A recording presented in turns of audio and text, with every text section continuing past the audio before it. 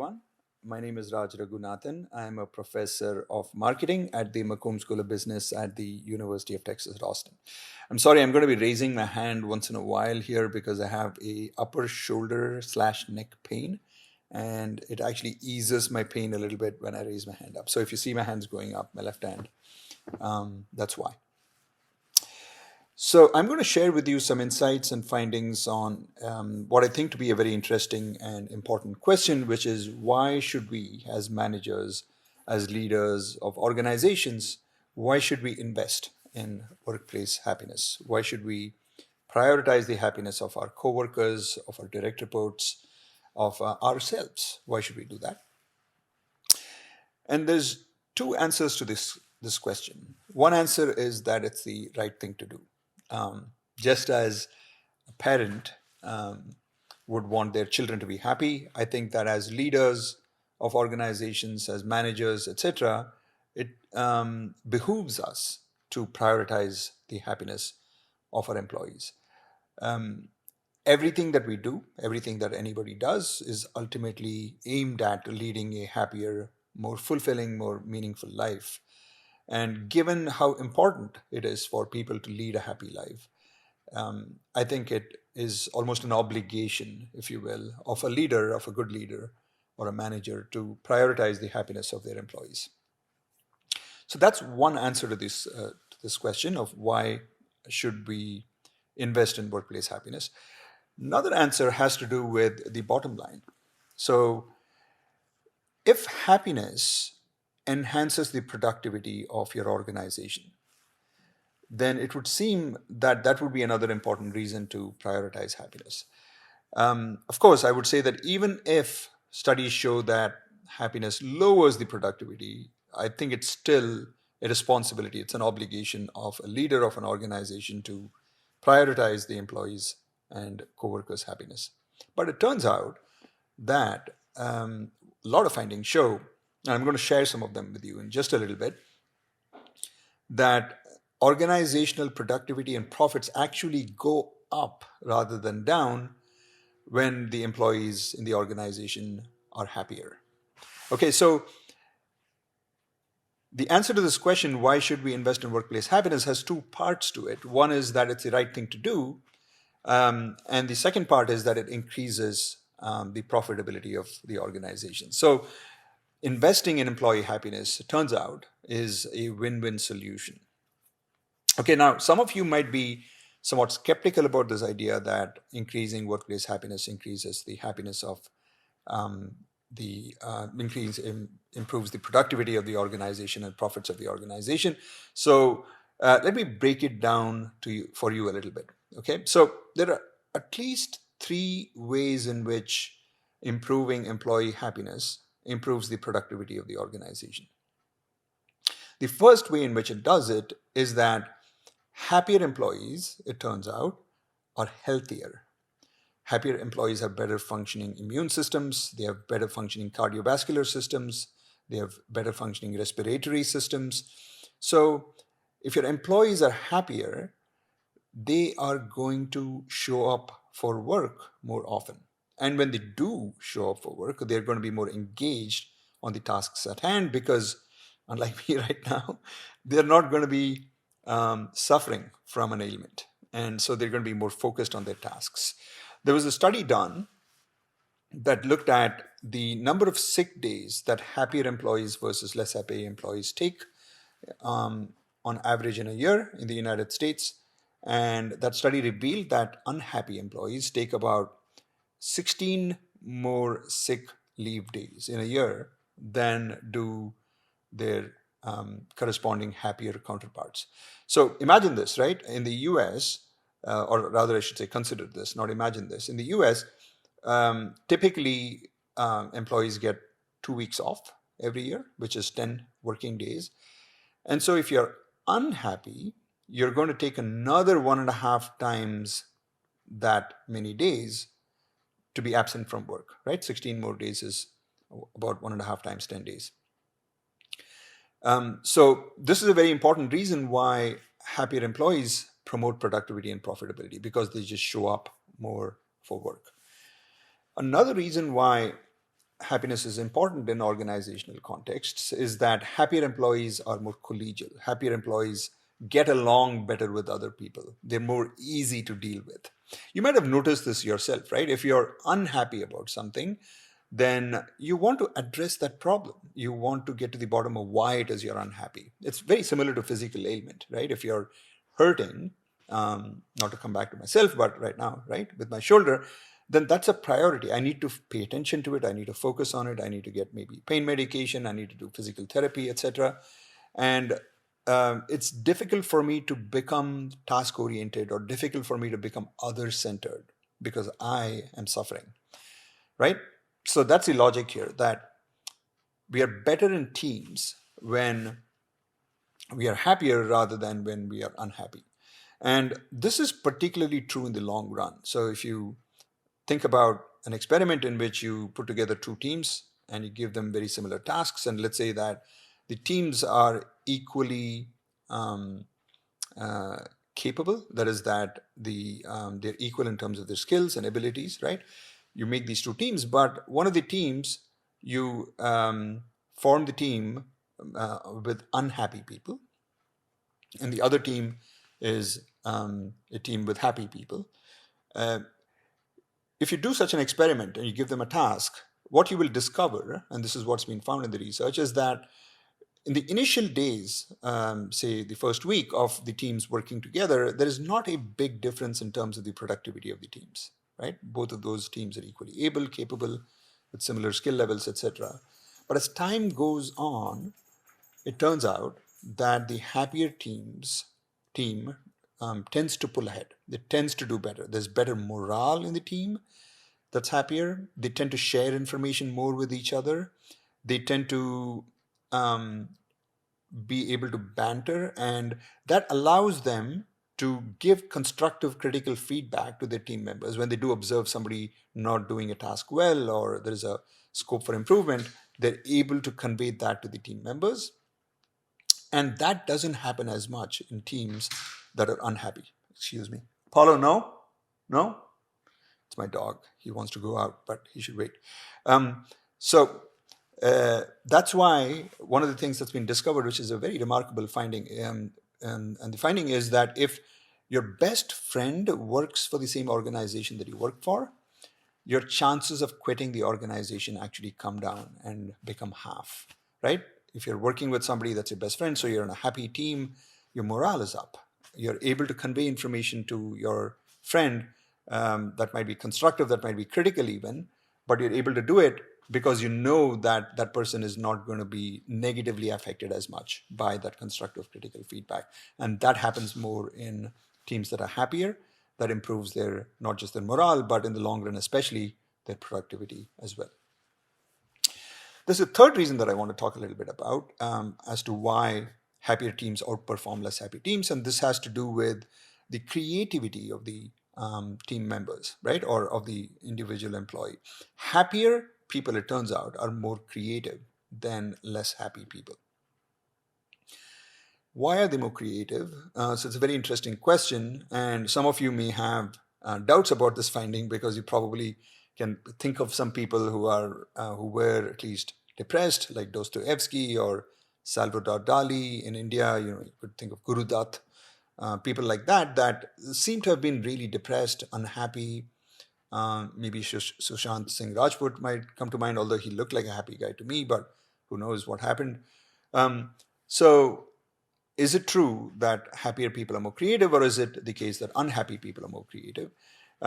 So there's quite a bit of research on this, and it turns out that although there might be exceptions to this rule, in general, it's the happier people who are more creative. Okay, why are happier people more creative? One of the reasons has to do with something called the broadening and building aspect of happier people. So imagine this thought experiment. Imagine that you are going on vacation. Let's say that you take a vacation to Paris. You land in Paris, let's say at 11 a.m. And you go to your hotel and they said that, sorry, but our room is not ready. You have to wait until 2 p.m. Why don't you roam around the streets, right? And imagine a condition in which you're happy as you land in Paris. Things are going well in your life, for whatever reason you're happy, right? And imagine another condition in which you're not happy for whatever reason, right? Things are not going well in your life. And it's the same scenario at the hotel in both of these conditions, the happy and the unhappy condition. And as you're waiting for your room to be ready, in which of these two conditions, when you're happy or when you're unhappy, are you more likely to explore the streets of Paris, right? You see next to the hotel, there is this quaint little street. It's 11 a.m. and the shops have just opened up. And, they're selling all kinds of knickknacks, little treats like macaroons, things like that. In which of these two conditions are you more likely to explore that street? And what the research shows is that you're more likely to explore the street if you're feeling happier rather than unhappy. You're more stimulation seeking. You're more willing to partake in non-risky adventures a little bit, right? More. It's how it is with kids too. If you think about the kids that explore a territory, right? And are willing to go farther away from their parents and their moms, like little babies, toddlers, I'm talking about. Chances are that they're more likely to be exploratory and stimulation seeking when they're feeling happy as opposed to when they're not, right? When they're not feeling happy, they're more likely to stay closer to their mom. It's very similar to what happens when we are adults. We're more likely to explore the street when we are happy than when we are not. Okay, now that's the broaden aspect of the broaden and build theory. Now imagine that you've come back to wherever you are, let's say Mumbai, and a month, 2 months later, you discover that it is your good friend's birthday, and you've known for a very long time that your friend is a Francophile. They love everything French. They love the French food. They love the French language. They love French culture, etc. They're Francophile. And you're thinking of what gift to give this friend, right? So if you had been happy when you went to Paris, right? And you'd ventured down the street and you've sampled all the things that the street has to offer, including the macaroons and stuff like that, then it might strike you that one of the things that you could give your friend as a gift are these macaroons, right? So the earlier broaden aspect of happiness, right, which helped you be stimulation seeking and adventure seeking, etc., is now coming to help you in terms of coming up with a creative, novel, original solution to this problem. It's not really a problem to find a gift for a friend. Hopefully not. It's not seen as a problem. But you can see the connection between the broadening aspect of happiness and the building aspect of happiness, which is what the second aspect is called, where you're able to come up with a better solution to a problem, more creative solution to a problem, because you've exposed yourself to a wider set of stimuli in the past when you were happier.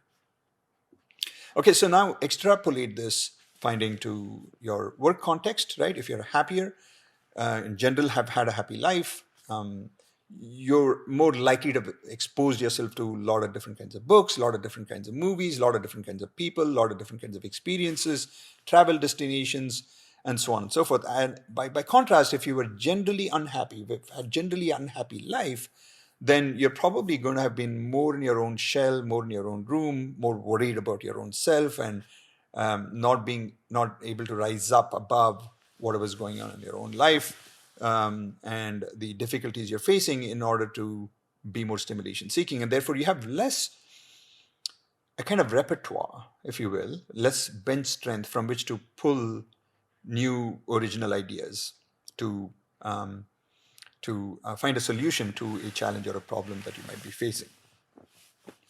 Right? So this is the reason why happier people in general tend to be more creative. Happier people also, it turns out, tend to be more objective. Some of my own studies show that, and this has to do with something that I mentioned a while ago, that when you're unhappy, it's like having a physical ailment. You want to attend to it. And so if you kind of like translate that into what it means when you're feeling unhappy, right? It's a problem. It's like a physical ailment. It's an emotional ailment. So you need to attend to it. So you're more likely to be focused on things that gets you out of that feeling unhappy state, and less likely to be objective, right? So imagine that you're a heavy coffee drinker and you're feeling negative because of bad news. Maybe you did not get a promotion, something happened in your work, and you're feeling blue, you're feeling bad, and you come across a caffeine consumption essay in which you read that caffeine has both positive and negative effects. If you're already feeling unhappy, you're likely to want to improve your mood. It becomes a priority to improve your mood. Very much like if you've cut yourself, it's a priority to attend to that cut and put a band-aid on it.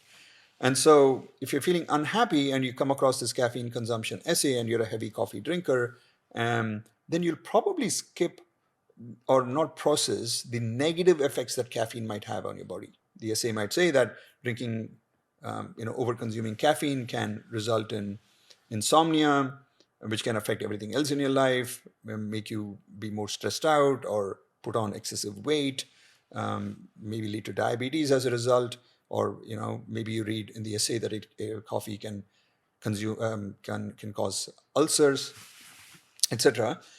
You're likely to not process those negative pieces of information, but focus more on the positive pieces of information in the essay, which could be things like, caffeine gets you motivated and better able to accomplish tasks, and maybe it ends up stimulating you to think better and so on. You might focus solely or mostly on the positive information if you're feeling negative in order to pull yourself up out of that negative mood.